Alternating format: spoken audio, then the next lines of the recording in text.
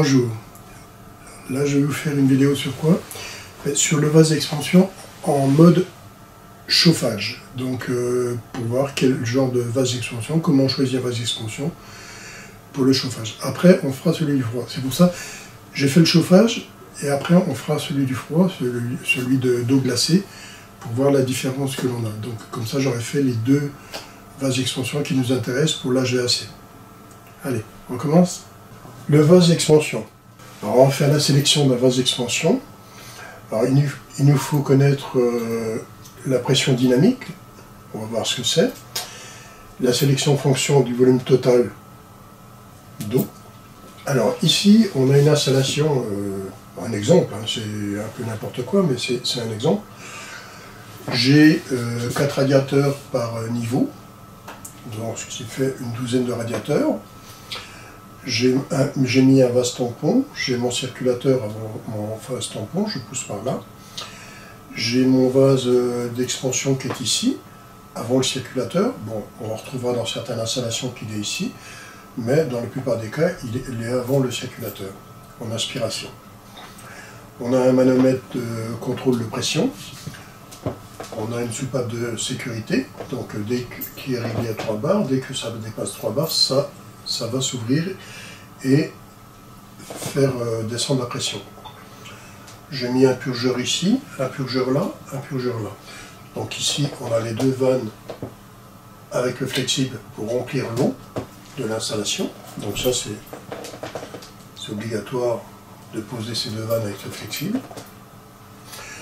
On a la circulation d'eau qui se fait de la chaudière qui part par là, qui va là, qui distribue chaque radiateur. Vous voyez, par ici, bon ici j'ai mis un purgeur, et ici on va alimenter vers le haut les radiateurs, et reprendre l'eau vers le bas pour retourner ici, de là, et retourner à la chaudière, et refaire le cycle. Donc là, ici c'est la hauteur statique. On va la voir aussitôt là. Hauteur statique, ben, j'ai mis 15 mètres.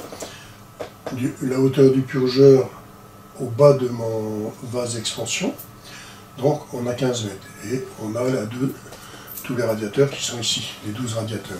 Donc j'en ai dessiné qu'un pour pas, c'est pas la peine. Alors ici le vase d'expansion, nous prendrons les vases d'expansion à la hauteur maximum de la colonne d'eau, hauteur 15 mètres. Alors la pression statique c'est quoi? Ben, pression statique avec 15 mètres de colonne d'eau. La formule de la pression statique, c'est la hauteur de la colonne d'eau multipliée par ρ, donc la densité de l'eau, qui est ici, densité du fluide en kg par mètre cube, ici ça sera en mètres, et ici c'est 9,81, c'est au niveau de la mer, c'est la pesanteur. Alors, la pression statique ici, ben, c'est 15 mètres multiplié par 1000 kg par mètre cube, parce qu'on sait que 1 kg par décimètre cube, donc fatalement 1000 kg par mètre cube. Multiplié par 9,81 la pesanteur, on obtient 147 150 pascal. Donc ça, cette opération-là va nous donner des pascals. On sait que 100 000 pascal égale 1 bar, donc 1,4715 bars. Alors, la pression à avoir après remplissage, donc si je mets la pression de 1,4715 bars, j'aurai 0 au niveau ici. Et ça, il ne faut pas avoir 0 au niveau ici, parce que si on est un peu en dessous de 0, il peut y avoir une petite erreur, on va aspirer de l'air. Alors, il faut rajouter 0,3 bar et non 0 bar. Donc, on rajoute 0,3 bar à cette pression statique. Donc, ça veut dire quoi? Pression après remplissage, on aura 1,7715 bar, au lieu de 1,4715 bars. Alors, volume de l'eau dans le circuit, ben, j'ai 12 radiateurs, chacun de 15 litres, ça me fait 180 litres. J'ai une chaudière, bon j'ai mis n'importe quoi, hein, 160 litres au sol. Canalisation, ben, c'est 10% des radiateurs plus la chaudière, c'est une approximation. Hein. 180 litres plus 160, ça nous fait 340, 10%, 34 litres. Vase tampon, j'ai mis à 150 litres, on aurait pu mettre beaucoup plus, mais c'était pour mettre des chiffres. Total 180 litres plus 160 plus 34 plus 150. Donc j'additionne la totalité de l'eau qu'il y a dans mon circuit. Alors dilatation de l'eau. À 70 degrés, on voit ici, 70 degrés, la dilatation de l'eau, c'est 0,023. On va voir par rapport à quoi. Alors, pour 70 degrés, 0,023 pour 80 degrés, 0,02899. Donc j'ai pris les deux solutions, mais je vais me servir de 70 degrés en premier. Pour 70 degrés, 524 litres ou décimètres cubes, ça va me donner 12,052 litres. Donc ça, c'est la dilatation de l'eau quand j'aurai chauffé cette eau. Ok? Alors maintenant, on sait qu'on a ce chiffre-là. Maintenant, ici, la dilatation, une autre formule, enfin, un autre calcul pour la dilatation de l'eau. On peut prendre la densité de l'eau par rapport à la température. Là, on part de 0 degré, 999,9 kg par décimètre cube, 999,9 kg par décimètre cube. À 70 degrés, 977,5 kg par décimètre cube. À 80, 277,6 kg par décimètre cube. Alors on fait la différence et on divise par ça. Donc 999,9 moins 977,5 pour 72, de 0 à 70 degrés. Ça c'est 0. Ça c'est 70 degrés. Ça fait 22,4 kg. Divisé par 977,5, ben on obtient 0,02291. Ça c'est le coefficient de dilatation. Pour 524 décimètres cubes, 524 fois 0,02291, parce que ici j'ai 0,02912, ici 2291. 2291, j'ai 12 litres. Que ici, j'avais 12,52. Vous voyez, il n'y a pas beaucoup de différence entre les deux. Hein. Donc, on va partir avec 0,52. Déterminer la dimension du vase expansion. Alors, pour déterminer le vase expansion, on va employer cette formule-là, qui est la loi des gaz parfaits. Puisque on va considérer, enfin, on ne considère pas, l'azote c'est un gaz parfait, mais que la température ne varie pas, parce qu'on pourra avoir une petite variation en fonction de la température, mais on l'ignore ici. Hein. P1 fois V1 égale P2 fois V2. Ça, c'est la loi des gaz parfaits. Donc, ça veut dire quoi? Alors, aussi, qu'il ne faut pas ignorer non plus, c'est que P1, c'est en valeur absolue. Donc, j'ai 1,7715 bars que j'avais obtenu, je rajoute 1 bar. 1 bar, c'est par rapport à quoi? C'est par rapport à la pression atmosphérique. Donc la pression atmosphérique, c'est 1 bar, 0,13, donc on ignore la virgule, et on va travailler avec 1 bar seulement, donc 2,7715. On rajoutera à chaque fois, à P ou P1 ou P2, on rajoutera 1 bar. Donc fois V1 égale 4 bars. Donc ça c'est la pression que j'ai dans mon installation, qu'on avait vu tantôt, multiplié par V1 qu'on ne connaît pas. 4 bars, c'est la pression du vase d'expansion avec la vanne de sécurité. Donc la vanne de sécurité est à 3 bars, donc je rajoute 1 bar, 4 bars. Entre parenthèses, V1 moins 12,52 litres. C'est pour évaluer notre vase d'expansion. Donc moins 12,52 litres.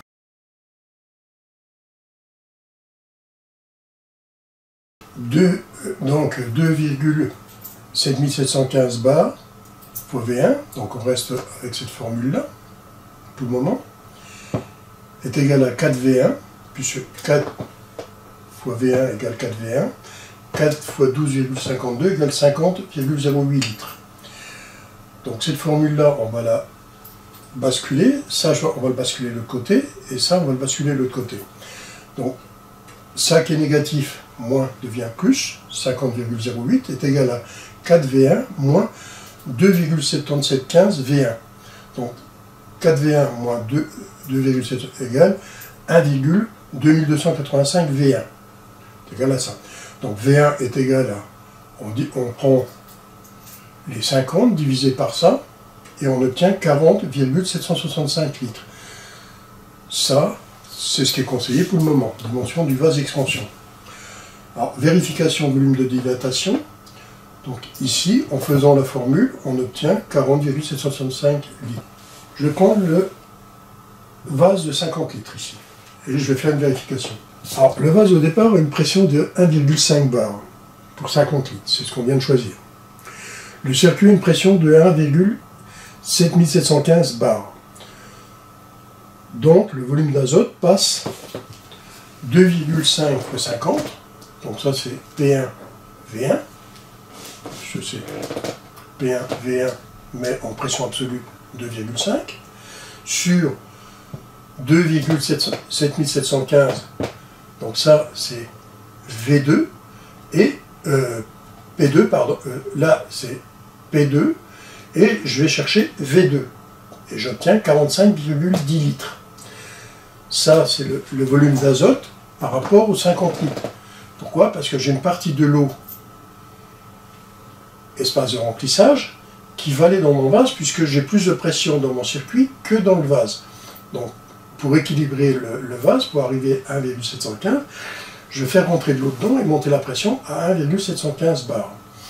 Donc, ce qui fait que l'espace de remplissage 50 litres moins 45,8 litres égale 4,90 litres. Il y a 4,90 litres qui rentrent dans le vase pour faire avoir la même pression dans le vase et dans mon circuit. Alors l'espace pris par le volume de remplissage plus le volume de dilatation, donc les 4,90 litres qui sont là plus la dilatation, volume de dilatation qu'on a vu, 12,52, ça fait 17,42 litres.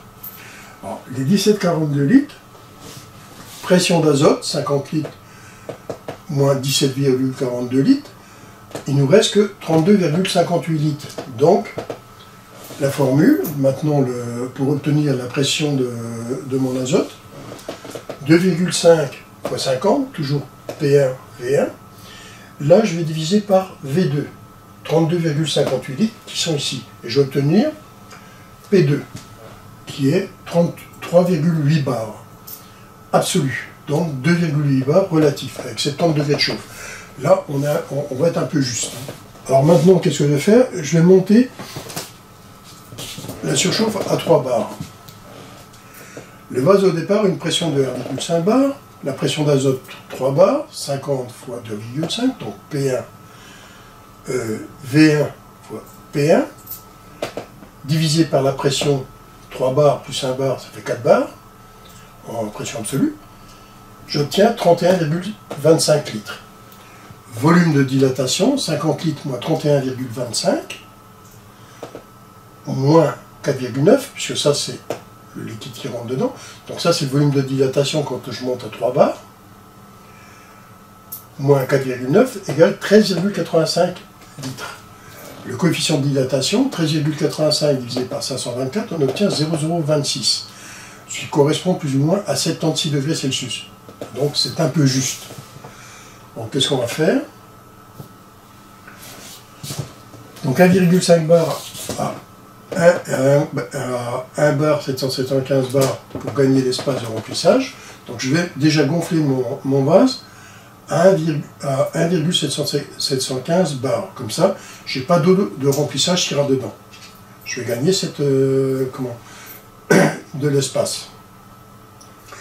P1 V1 passe à 2,715 fois 50, donc ça plus 1 bar, égale 138,175 litres. Là, non, il n'y a pas de litres, c'est pas des litres, hein, parce que ça c'est des litres, mais litres c'est ici, hein, c'est une erreur. Alors, donc, avec surchauffe à 3 bars, 2,7715 fois 50 sur 4 égale 34,64 litres. L'expansion est égale à 50 litres moins 34,64 égale 15,36 litres.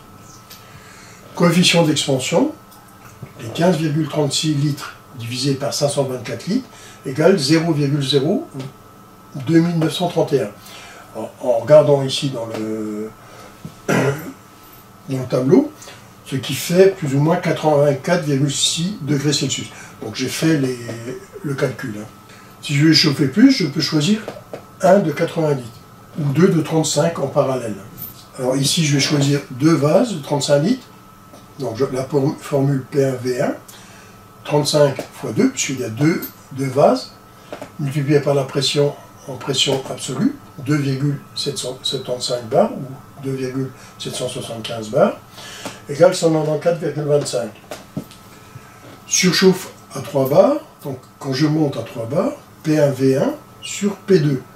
Donc 194 que j'ai obtenu ici, là, 0,25 divisé par 4, puisque c'est 3 bars la vanne de sécurité, plus 1 bar égale 4 bars. 48,5625 litres. Alors dilatation, 70 litres moins 48, 5625 litres. Donc ça c'est pour connaître ma dilatation. 21,4375. Coefficient de dilatation 21,4375 divisé par 524. Ça c'est ma quantité d'eau de mon circuit, qui correspond donc plus ou moins à 95 degrés. Ce qui peut très bien aller pour mon vase. Donc il est plus conseillé de mettre 2 de 35 litres que d'avoir un de 50 litres. Voilà. J'aurais pu mettre un 80 litres, hein, mais bon, si on peut mettre 2 de 35, on peut mettre... Ça c'est comme on veut. On pourrait choisir un 80 litres, et le 80 litres peut aller très bien. Hein. Ça, rien ne nous en empêche. Hein. Voilà, cette vidéo est terminée. C'est plus théorique pratique, bien que pratique, il y en a un tout petit peu, puisqu'on explique un peu le vase d'expansion, et là c'est nécessaire. Mais si on veut vraiment calculer un vase d'expansion, ben, c'est comme ça qu'on veut faire. Alors comme je vous ai dit, on verra après dans le vase d'expansion, mais pas maintenant, pour l'eau glacée. Parce que l'eau glacée, ben, là, ça sera différent. On va partir d'un vase qui sera par exemple à 10 degrés. Là, on est parti à 10 degrés, mais là, on va descendre. Donc, on devra changer nos paramètres. Dans les prochaines vidéos, je vais voir pour faire des questions-réponses sur les dépannages via le programme Codza-Glian.